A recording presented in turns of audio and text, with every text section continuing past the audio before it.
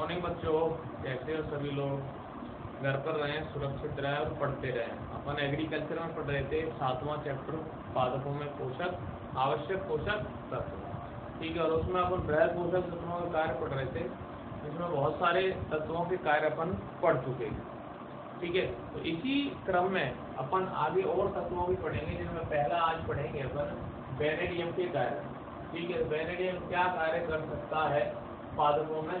तो सबसे पहला कार्य जो है वेनेडियम का वो है हरी एलगी, एलगी बोलते हैं शैवाल को, ठीक है। शैवाल हरी एलगी के लिए आवश्यक तत्व है वेनेडियम, हरी एलगी के लिए आवश्यक होता है, ठीक है। हरी एलगी के लिए आवश्यकता है, लेकिन उच्च हरे पौधों के लिए इसकी आवश्यकता जरूरी नहीं होती है, ठीक है। इसकी आवश्यकता नहीं होती है, नहीं इतना जरूरी नहीं होता है कि अगर वेनेडियम नहीं हो तो पौधों में, उच्च पौधों में हरापन नहीं आता है। लेकिन जो निम्न पौधे हैं, एलगी हैं, शैवाल, कवक वगैरह हैं, उनके लिए इसकी उपस्थिति आवश्यक होती है, ठीक है। इसके अलावा दूसरा है इसमें एजेटोबैक्टर के पोषण में मॉलिब्डेनम को प्रतिस्थापित करने का कार्य करता है कौन? वेनेडियम, ठीक है। वेनेडियम क्या कार्य करता है? एजेटोबैक्टर के पोषण में मॉलिब्डेनम को प्रतिस्थापित करने का कार्य करता है। इसके अलावा एस्परागस, चावल, जौ, मक्का की वृद्धि वेनेडियम के द्वारा अधिक होती है, ठीक है। चावल, जौ, मक्का, एस्परागस आदि की वृद्धि वेनेडियम के द्वारा अधिक होती है। वैसे इस बात से वेनेडियम से संबंधित ये भी है कि पादप पोषण में इस तत्व के कार्यों के बारे में अब भी कोई पता नहीं है, कोई अभी ज्ञात नहीं है। पादप पोषण में वेनेडियम क्या कार्य करता है, इसके बारे में अभी कोई जानकारी नहीं है। लेकिन फिर भी ये जैविक ऑक्सीकरण अपचयन अभिक्रियाओं में कार्य करता है, ठीक है। इसमें कार्य करता है, जैविक ऑक्सीकरण अपचयन अभिक्रियाओं में कार्य करता है, क्लियर। बाकी अभी जानकारी क्या पोषण में, पादप पोषण में क्या कार्य करता है, इसके बारे में अभी कोई जानकारी नहीं है। लेकिन केवल क्या करता है, जैविक ऑक्सीकरण और अपचयन क्रियाओं में ये कार्य करता है, ठीक है। इसके बाद में ये तो वेनेडियम के कार्य हम यही पढ़ेंगे अपन, सोडियम के कार्य, उसके सोडियम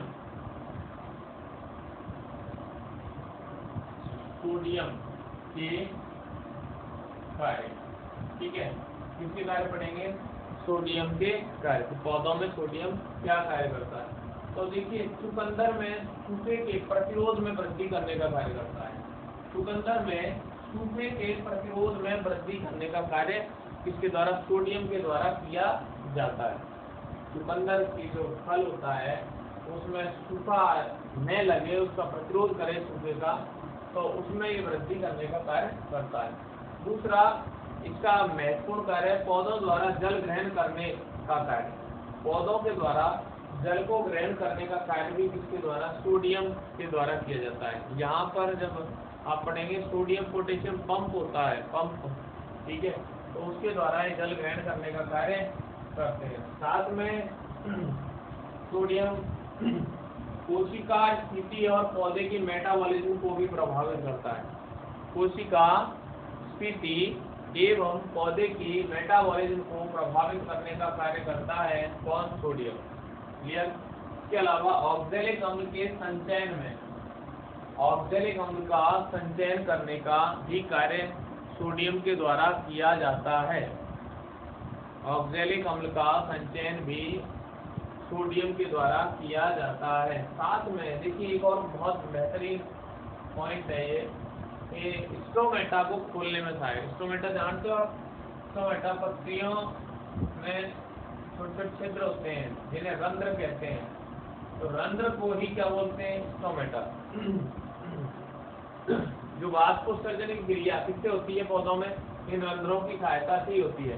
पौधों में वाष्पोत्सर्जन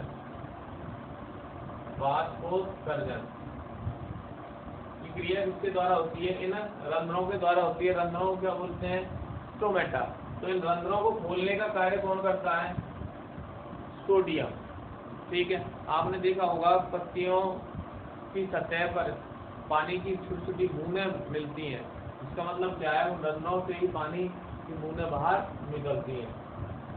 ठीक है, इसके अलावा नाइट्रेट रिडक्टेज की क्रिया को नियंत्रित करने का कार्य भी सोडियम के द्वारा किया जाता है। नाइट्रेट और रिडक्टेज की क्रिया को नियंत्रित करने का कार्य भी किसके द्वारा किया जाता है? सोडियम के द्वारा किया जाता है। ठीक है, इसके अलावा यहाँ पहले अपन ने वेनेडियम पढ़ा, सोडियम, अब यहाँ है ये निकल के कार्य, निकल के कार्य पढ़ते हैं अपन। ठीक है, निकल को किसे दिखाएंगे अपन? Ni। निकल क्या काम करता है पौधों के लिए? तो आप देखें, सबसे बहुत अच्छा काम है, सबसे अच्छा काम यही है कि सहजीवी जो क्रिया है उसमें नाइट्रोजन स्थिरीकरण करने का कार्य करता है। सहजीवी क्रिया में नाइट्रोजन के स्थिरीकरण में सहायता प्रदान करता है कौन? निकल। निकल के जो दाने हैं, फल हैं, सब्जी हैं, निकल दानों में, फलों में और सब्जियों में पर्याप्त मात्रा में पाया जाता है। निकल कहाँ कहाँ मिलेगा आपको? एक तो अनाज के दानों में, फलों में और सब्जियों में पर्याप्त मात्रा में निकल पाया जाता है।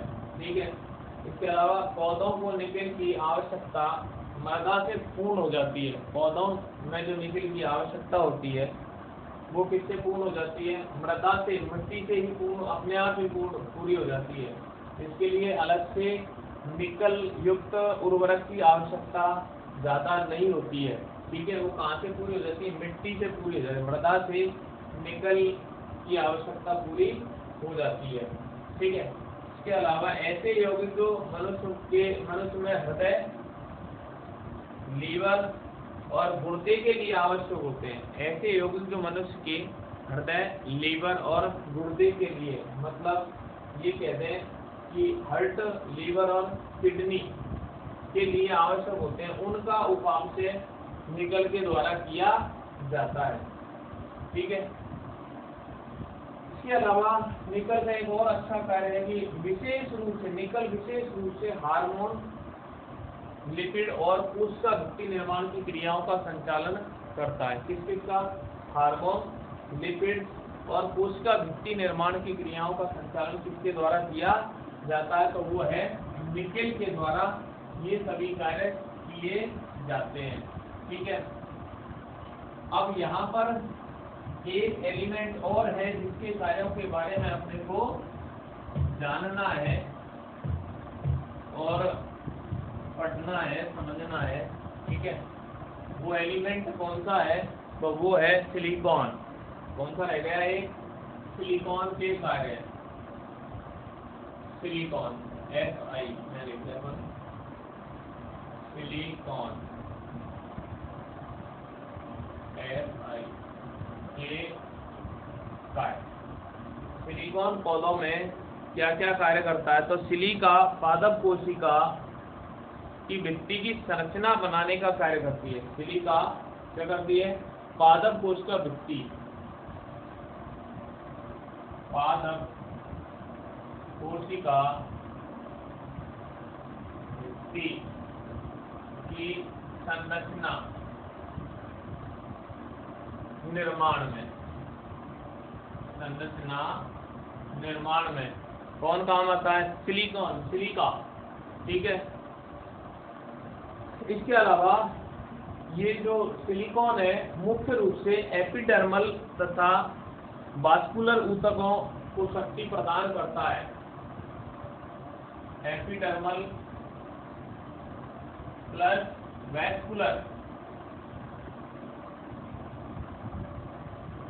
वैस्कुलर ऊतकों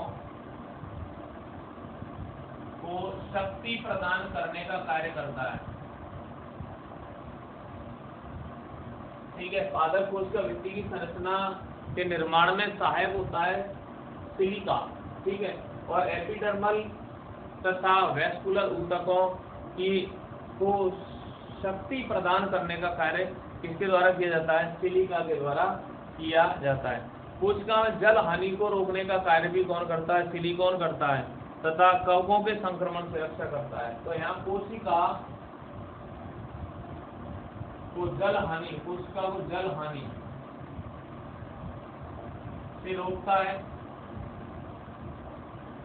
तथा संक्रमण, कवकों के संक्रमण से रक्षा करता है तथा कवकों के संक्रमण से रक्षा करता है। ठीक है, तो कोशिका से जल हानि को रोकता है और कवकों के संक्रमण से रक्षा करने का कार्य भी सिलिकॉन करता है। ठीक है, इसके अलावा गन्ने में इन्वर्टिंग एंजाइम की सक्रियता कम करके गन्ने में इन्वर्टेज एंजाइम की सक्रियता कम करके शर्करा के उत्पादन को बढ़ाता है। इन्वर्टेज एंजाइम की सक्रियता को कम करके और शर्करा के उत्पादन को बढ़ाने का कार्य इसके द्वारा किया जाता है। इसके द्वारा सिलिकॉन के द्वारा किया जाता है। अब यहाँ पर देखो, एक तो Mn2+ और Fe2+, 2+ की जगह 3+ ले लेंगे, Mn2+ व Fe3+। मैग्नीज आयन और फेरिक आयन, मैग्नीज आयन और फेरिक आयन की अधिक सांद्रता के कारण उत्पन्न होने वाले विषैले प्रभाव को ये कम करता है। इनके द्वारा जो विषैला प्रभाव उत्पन्न होता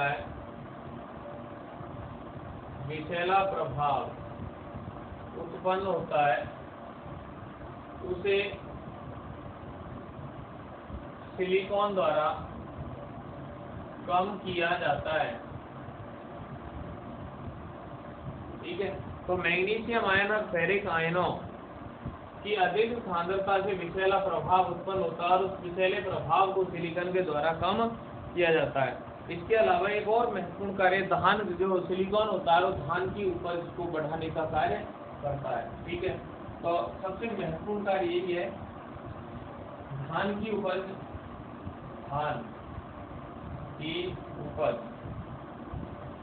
को बढ़ाता है। कौन? सिलिकॉन।